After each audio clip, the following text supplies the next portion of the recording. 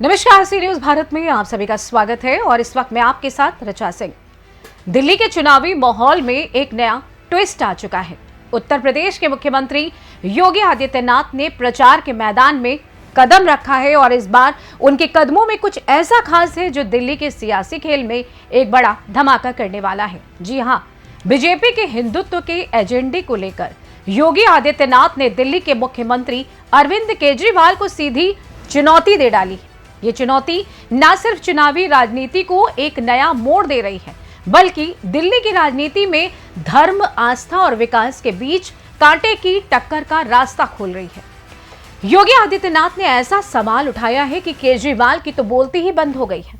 CM योगी ने केजरीवाल को ऐसा चैलेंज दिया है कि उसे पूरा करने में केजरीवाल की हालत पस्त हो जाएगी। तो चलिए आपको बताते हैं कि आखिर वो चैलेंज क्या है। यमुना में डुबकी लगाकर दिखाओ।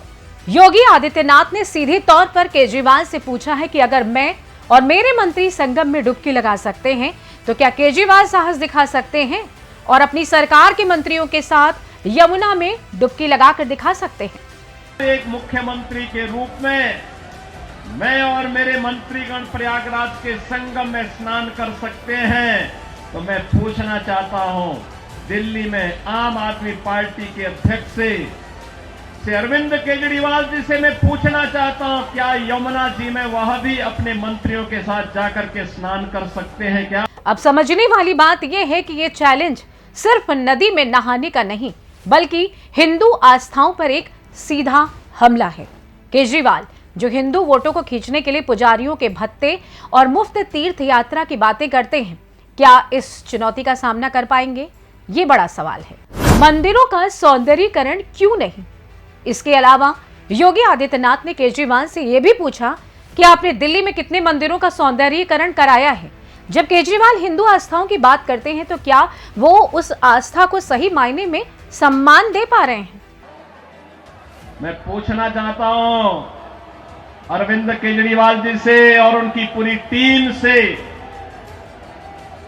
क्या किसी मंदिर के सुंदरीकरण की कार्य योजना को उन्होंने कभी आगे बढ़ाया? कभी बढ़ाया? मॉडल देखना हो तो आइए काशी में काशी विश्वनाथ धाम को देखिए। मॉडल देखना हो अयोध्या में श्री राम जन्मभूमि पर भगवान राम के भव्य मंदिर के मॉडल को देखो। मॉडल देखना हो तो प्रयागराज में आइए। प्रयागराज में महाकुंभ के आयोजन स्थल को देखो। आस्था का सम्मान ऐसे होता है। 1000 से अधिक ऐसे विरासत से जुड़े हुए धार्मिक और आध्यात्मिक स्थलों के पुनरुद्धार और सुंदरीकरण का कार्य के लिए उत्तर प्रदेश के अंदर चल रहा है या पूरा हो चुका है। बहनों और भाइयों, यहां पर आम आदमी पार्टी आपकी भावनाओं के साथ खिलवाड़ कर रही है, लेकिन वे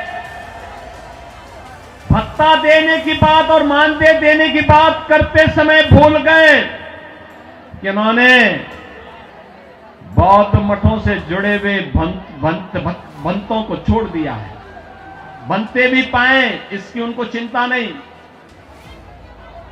भगवान वाल्मीकि के समय से वाल्मीकि समुदाय से जुड़े हुए तमाम हमारे संत वाल्मीकि मंदिरों में पूजा अर्चना करते हैं, उनको उन्होंने भुला दिया, उनके एजेंडे में कहीं नहीं।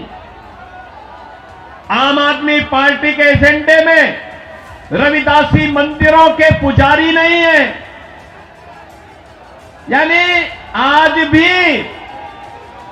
इनकी तुष्टीकरण की जो पॉलिसी चली आ रही है, बांटो और राज करो की पॉलिसी चली आ रही है, वह अभी भी मानदेय और सरकारी पैसे से उस मानदेय या भत्ता देने में भी उसमें ये लोग परहेज नहीं कर पा रहे हैं। देखा जाए तो जहां हिंदुत्व की बात आती है, बीजेपी ने कई ऐसे काम किए हैं जो हिंदुओं का सीना गर्व से चौड़ा करता है। बीजेपी ने मंदिरों का कायाकल्प भी किया है। ऐसे में केजरीवाल जो कभी कभी मंदिरों में जाते दिखते हैं, उनके लिए चैलेंज या इस सवाल का जवाब देना काफी मुश्किल होगा। इसकी एक वजह यह भी है कि योगी के इस चैलेंज से केजरीवाल काफी फंस चुके हैं, क्योंकि इस वक्त केजरीवाल दिल्ली में हिंदू वोटों को अपनी तरफ खींचने की कोशिश कर रहे हैं। 18,000 रुपए महीना पुजारियों को देने की बात के अलावा वो बुजुर्गों के लिए मुफ्त तीर्थ यात्रा की योजना चला रहे हैं।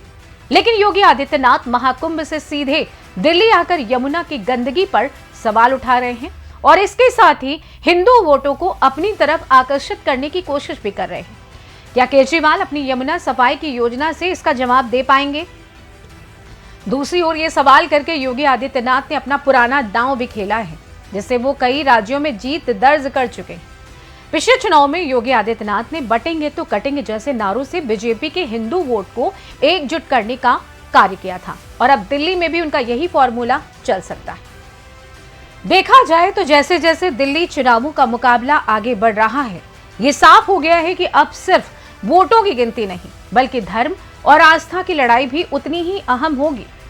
योगी आदित्यनाथ का हिंदुत्व का पिच और अरविंद केजरीवाल की विकास की सियासत दोनों अब टकरा रहे हैं। योगी का चैलेंज न सिर्फ केजरीवाल के हिंदू वोट बैंक को चुनौती दे रहा है बल्कि दिल्ली के हर एक मतदाता को ये सोचने पर मजबूर कर रहा है कि क्या असल में सच्ची आस्था का मतलब सिर्फ चुनावी वादे हैं या फिर काम करने की असलियत से है। इस सियासी जंग में जो भी जीते, दिल्ली की राजनीति में इस बार एक नया अध्याय जरूर लिखा जाएगा। फिलहाल के लिए इस खास रिपोर्ट में बस इतना ही। देश दुनिया की तमाम बड़ी खबरों को जानने के लिए जुड़े रहिए सी न्यूज़ भारत के साथ। हर खबर आपके साथ, आपके हाथ।